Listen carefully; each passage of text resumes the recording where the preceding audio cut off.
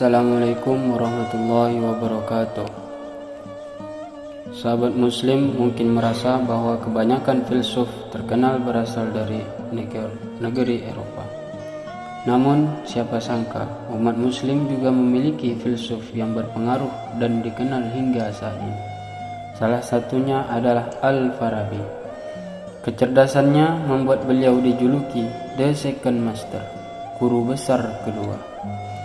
Untuk lebih mengenal sosoknya, berikut biografi Al-Farabi.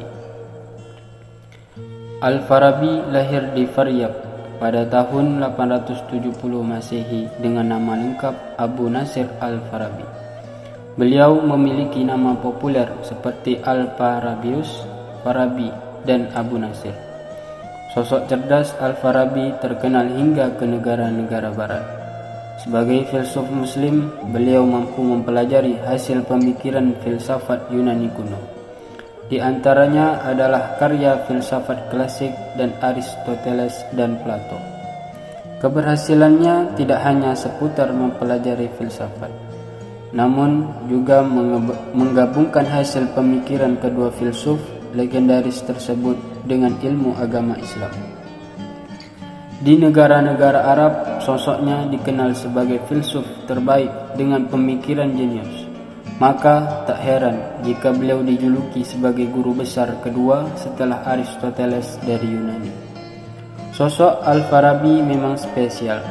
Bahkan Ibnu Sina, sang ilmuwan kedokteran, baru memahami pemikiran Aristoteles darinya. Beliau memahami filsafat Yunani kuno tersebut dari karya Al-Farabi yang berjudul Tahqiq War Aristo fi Kitab Ma Ba'da At-Tabi'ah. Hal ini menunjukkan kecerdasan Al-Farabi yang tidak perlu diragukan lagi. Beliau berhasil mengolah ulang pemikiran Aristoteles menjadi pembahasan yang lebih mudah dipahami. Pengembaraan ke berbagai wilayah.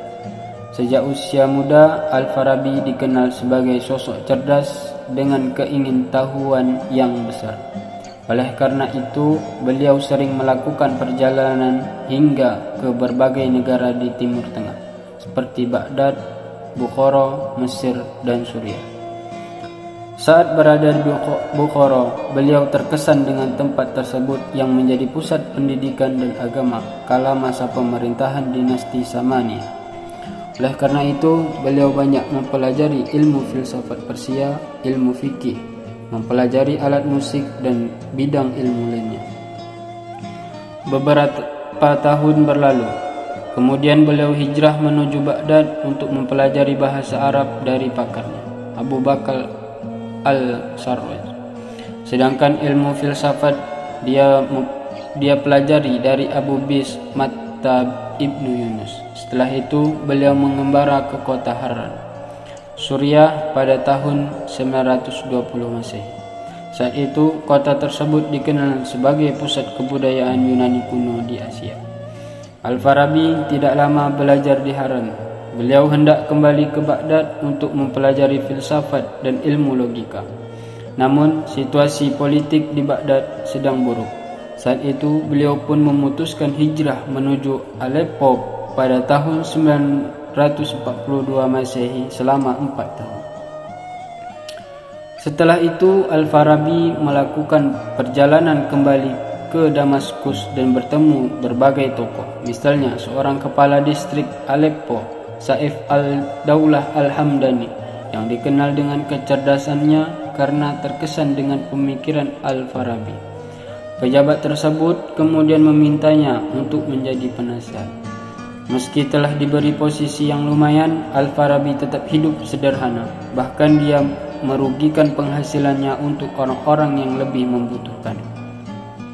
Hasil pemikiran Al-Farabi. Yang pertama, filsafat dasar.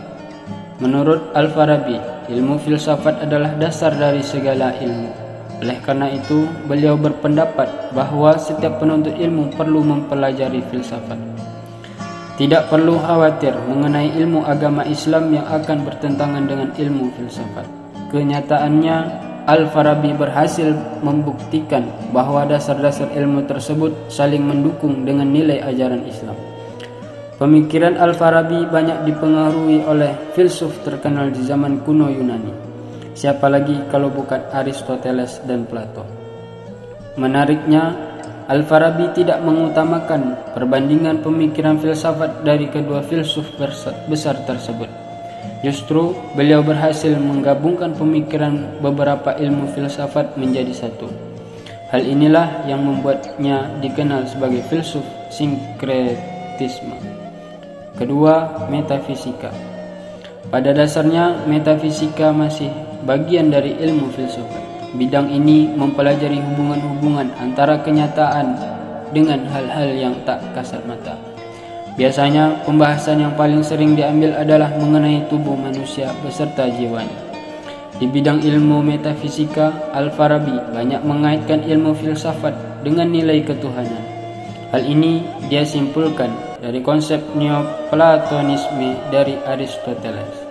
Filsuf Yunani tersebut mengungkapkan bahwa Tuhan sebagai Al-Mawjud Al-Awwal, sebab pertama bagi segala yang ada. Yang ketiga, konsep negara. Al-Farabi juga menghasilkan pemikiran mengenai konsep kenegaraan.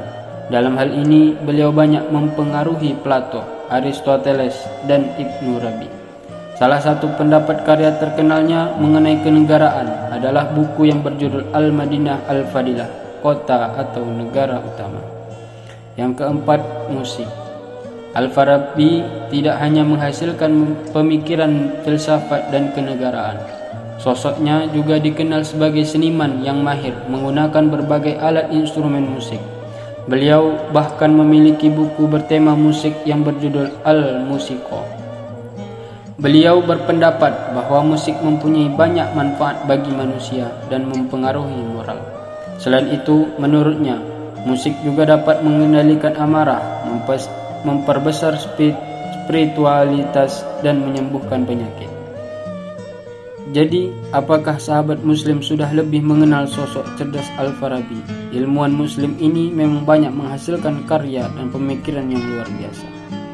Jika dipahami melalui biografi Al-Farabi di atas, tak heran jika sosoknya banyak dikagumi bahkan di negeri-negeri barat sekalipun.